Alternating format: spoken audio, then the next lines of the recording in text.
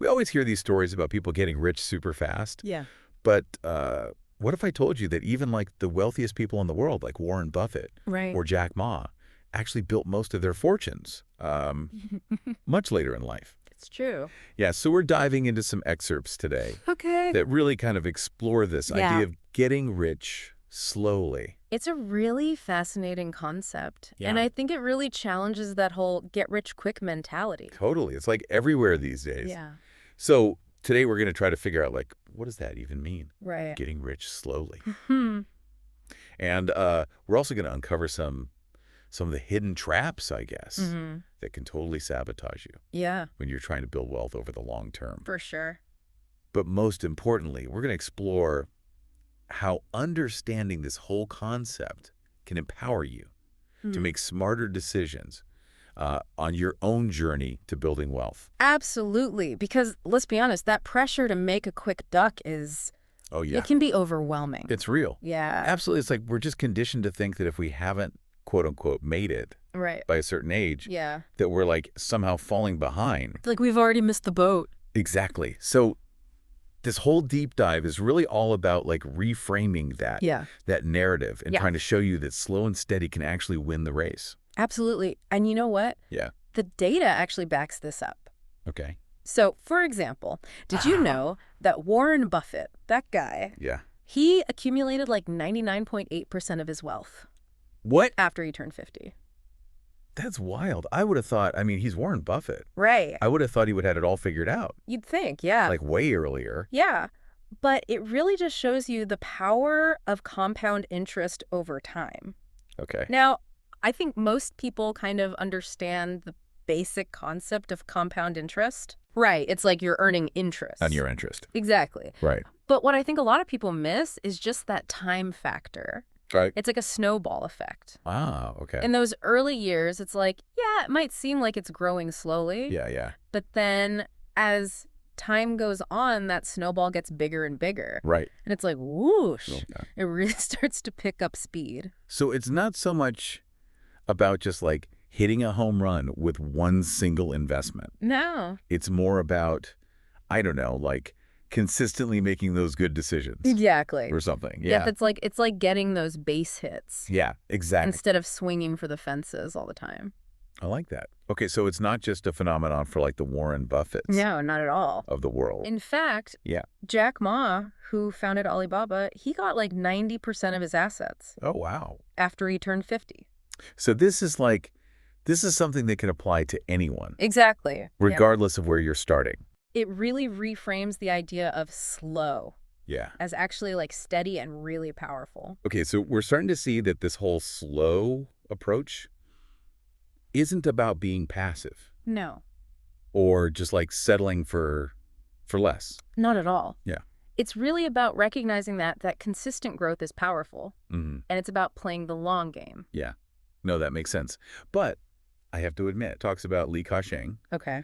and his company's value grew like over 5,000 times Wow. in 46 years. That's incredible. And it makes me think, well, can't we just like find a few of those like Yeah. super high return investments Right. and just speed up the whole process? I mean, yeah, it's tempting to think that way, right? Like, Yeah. we all want to find that magic formula Yeah. to just like fast track our wealth. But honestly, chasing those quick wins Yeah. can be really dangerous. Okay. It often leads to more losses over the long term.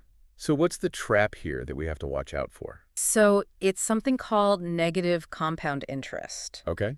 And it's basically the dark side of compounding. Okay. Think about it like this. So let's say you have an investment and it gains 100% one year, Okay. Yeah. but then it loses 50% the next year. Oh, okay. You're basically back to where you started. It's Yeah. like taking one step forward Yeah. and then two steps back. Right. That's tough. Especially, I mean, it's hard because when you see those big gains, Right. like initially, It feels good. yeah, it feels good. Right. But I mean, it seems counterintuitive to focus on avoiding losses I know. rather than just chasing those like big returns. Yeah, I understand that. Right. But remember, we're talking about building lasting wealth, Yeah. not just getting lucky with a few risky bets. Yeah. Chasing super high returns, it's essentially gambling. Right. Yeah, you might win big once in a while, but statistically, it's not on your side. Right. Right. And those losses, when they happen, because they probably will, they can really hurt your progress in the long run. It's like trying to get rich by playing the lottery. Exactly. Yeah. Right. I mean, somebody has to win. Right. But most people are just losing money. Most people lose, and with negative compounding, Yeah. those losses, they can snowball just as fast as the gains can. Oh, wow. And then you're stuck in this vicious cycle. And it's hard to break free. It can be really hard to get out of. So let's say you get a 20% return one year. Okay. Then you lose 15% the next year. Okay. And it just keeps going like that, up and down. On the surface, it seems like you're still coming out ahead. Yeah, because you're averaging a positive return. Right. Each year. But over, say, 10 years, Yeah. your total return would only be a little over 10%. Oh, wow. And that's barely even keeping up with inflation. Right. That's the sneaky thing about negative compounding. Right. It can just slowly eat away at your wealth without you even realizing it. So it's not just how big the losses are. Right. It's how often they happen. Exactly. But even small losses, if they keep happening over and over, they can really hurt your overall return. it's like those tiny little cracks in a foundation. Perfect analogy. Yeah. If you ignore them, eventually, Yeah. the whole house is going to have problems. So the anchoring effect is basically this cognitive bias that makes us rely too much on the first piece of information we get, Okay. even if it's totally irrelevant or misleading. Okay. So think about it like this. Let's say you get this amazing return on an investment, like 50% or something crazy. Okay. That experience becomes your anchor. So then anything less than 50% feels like a letdown. Exactly, yeah. Okay. Even if you're getting 8% or 10%. Yeah. Which is really good over the long term. Yeah. It doesn't seem as good Right. because you're comparing it to that initial high. And then that could lead us to making bad decisions. Yeah, it can, because you're always trying to chase that first high, Right. and you might end up taking bigger and bigger risks, Right. trying to get back to that feeling. It's like being addicted to a roller coaster. Totally. Right. Like you just keep going back for more, Exactly. even though it might be dangerous. Yeah, you're right. It's a good analogy. So are we saying that we should never invest in anything risky? No, not necessarily. Okay. Sometimes taking a calculated risk can be okay. Right. Especially if you're diversifying your investment. Okay. So first, that potential return on that risky investment, Yeah. it needs to be super high. Like how high are we talking?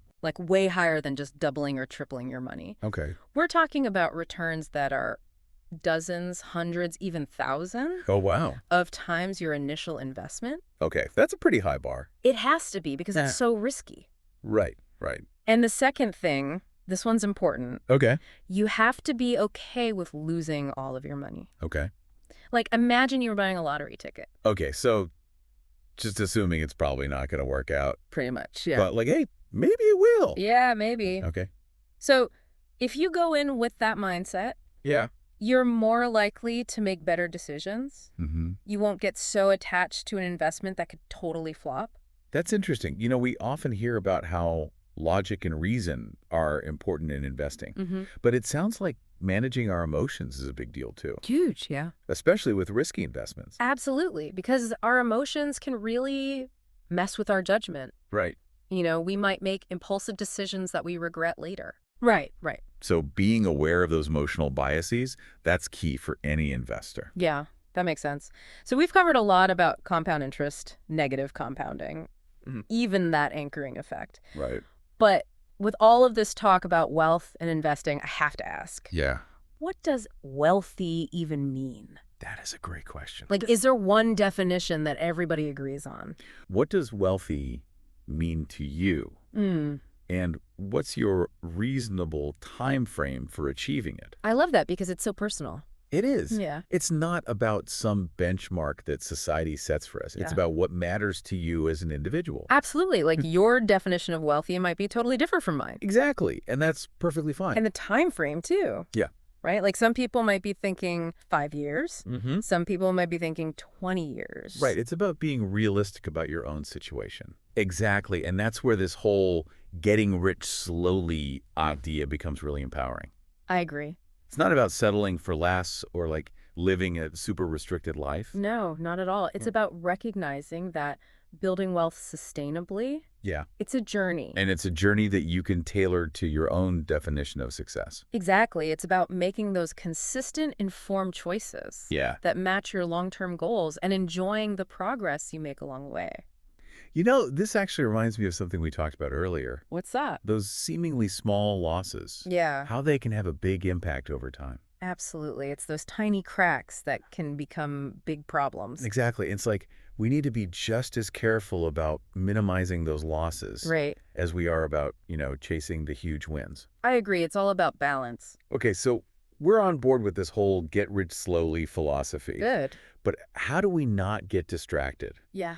by, everything is like instant gratification these days. It's true. Right. It's everywhere. How do we stay focused on the long game?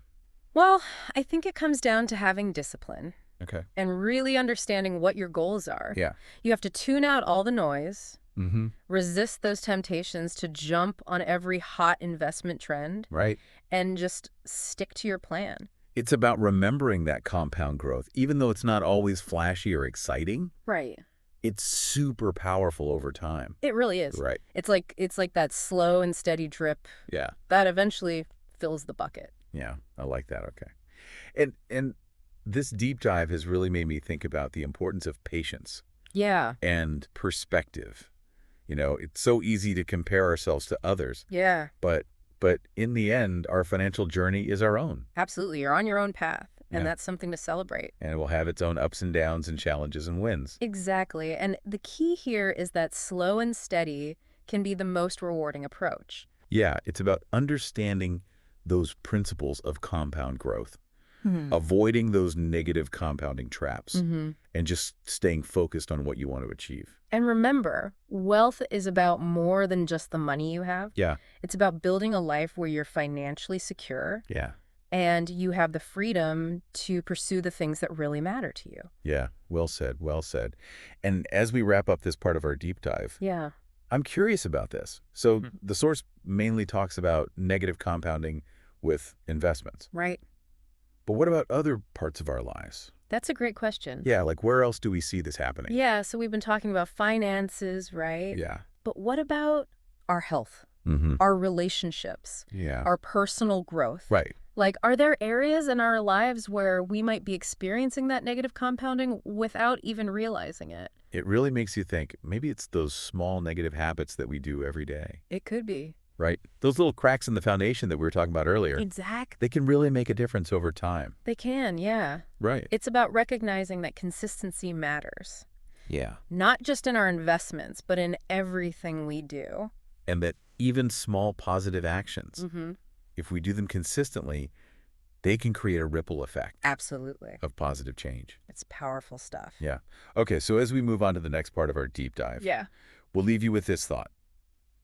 Where can you apply these principles Mm-hmm. of compound growth and avoid that negative compounding in your own life? Yeah. Think about that. Something to really consider. It is. Yeah. It might lead to some really interesting insight. Absolutely. Yeah. Absolutely. That's a really interesting thing to think about. Yeah. That negative compounding isn't just about our money.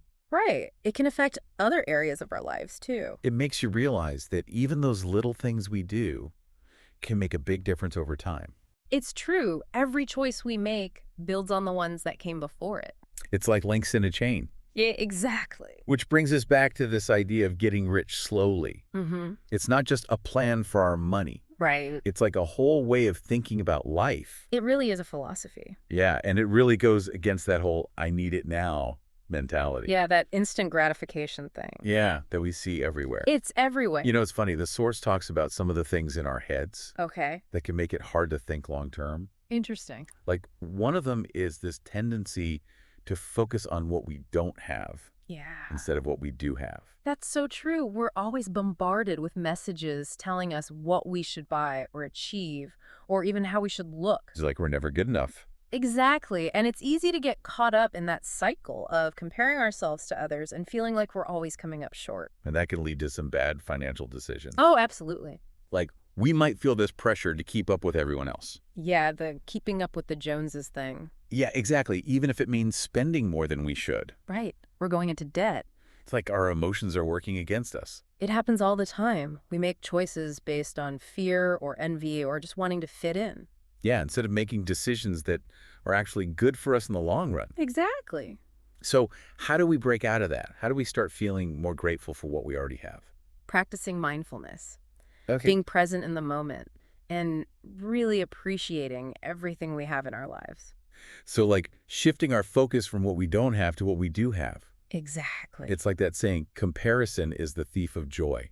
It really is. If we're always looking at what other people have, Yeah. we're never going to be happy with what we have. It's a recipe for unhappiness. And that can make us feel like we don't have enough, Exactly. which can lead us to make even more bad financial decisions. It's a vicious cycle. So mindfulness is about breaking that cycle Exactly. by appreciating everything we have. Right. And it's not just about stuff. Everything. It's about our relationships, our health, Yep. all those good things in our lives. And when we feel grateful for what we have, Yeah. we're less likely to waste money Exactly. or take unnecessary risks. And we're more likely to make choices that are good for us in the long run. This reminds me of something we talked about earlier. What's that? Defining what wealthy means to you. Oh, yeah. It's not just about how much money you have. Right. It's about having a life that feels rich and fulfilling.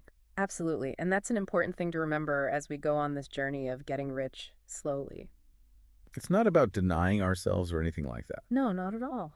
It's about making choices that are good for us and create that feeling of abundance in all areas of our lives. That's a great way to put it. It's about finding that balance between enjoying life now and planning for the future. Exactly. And that brings us to another important part of getting rich slowly.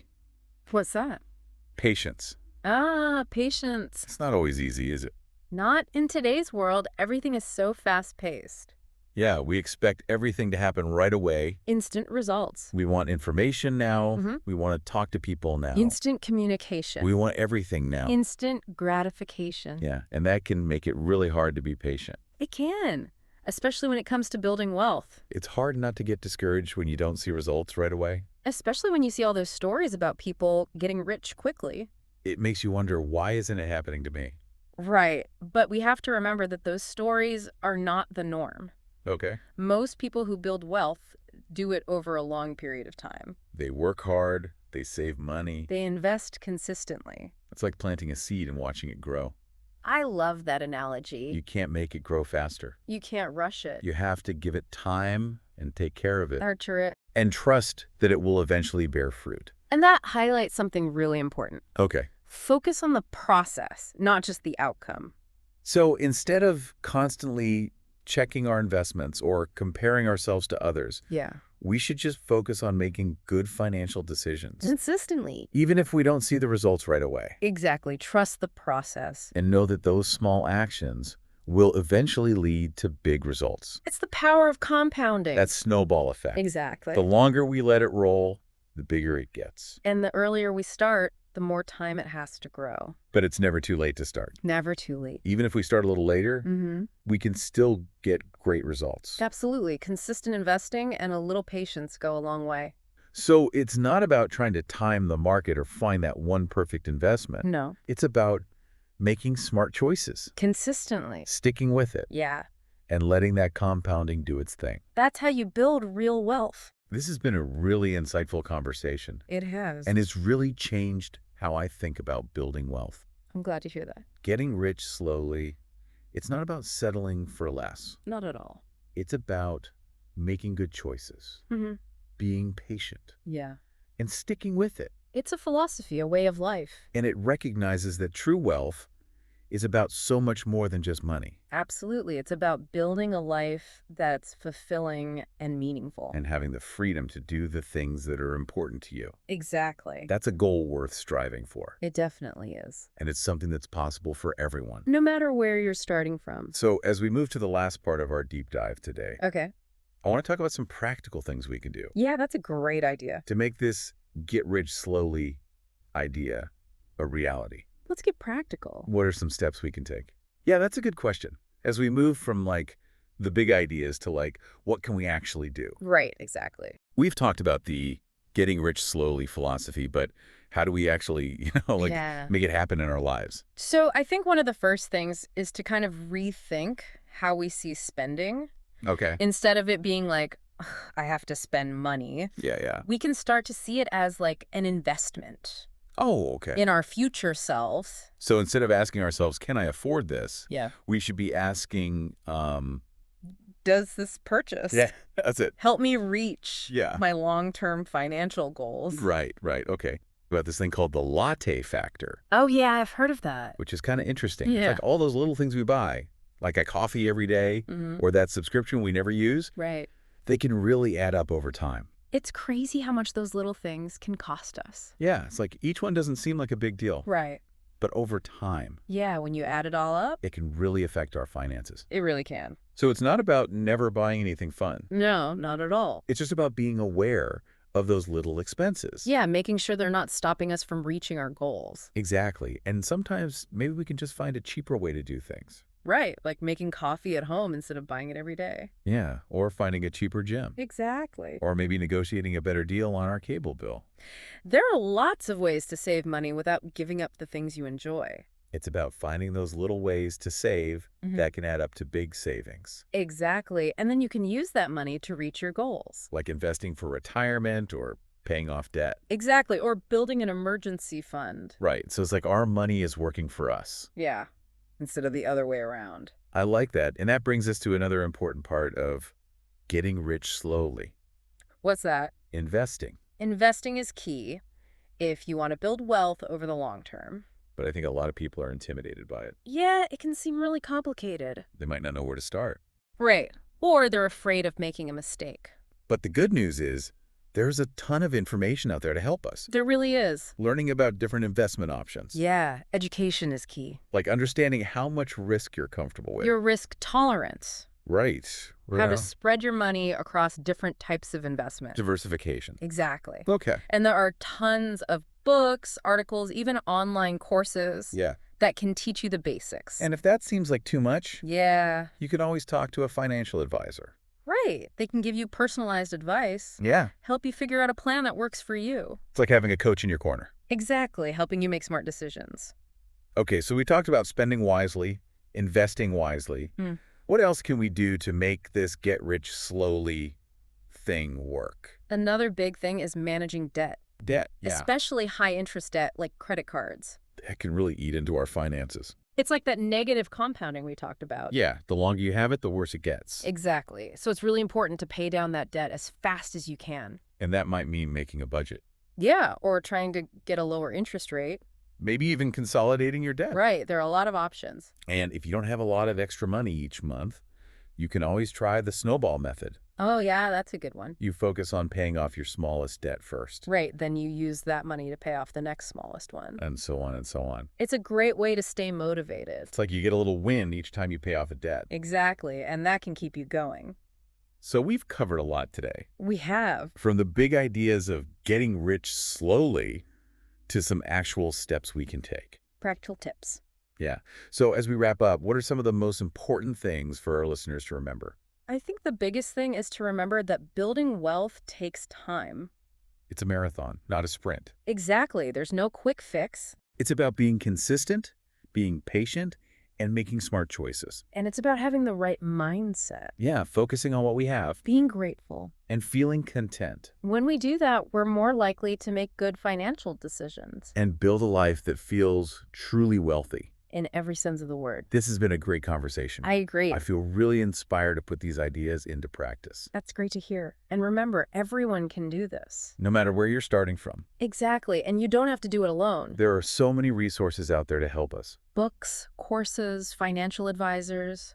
So keep learning. Keep growing. And remember, even small steps can lead to big results over time. Absolutely.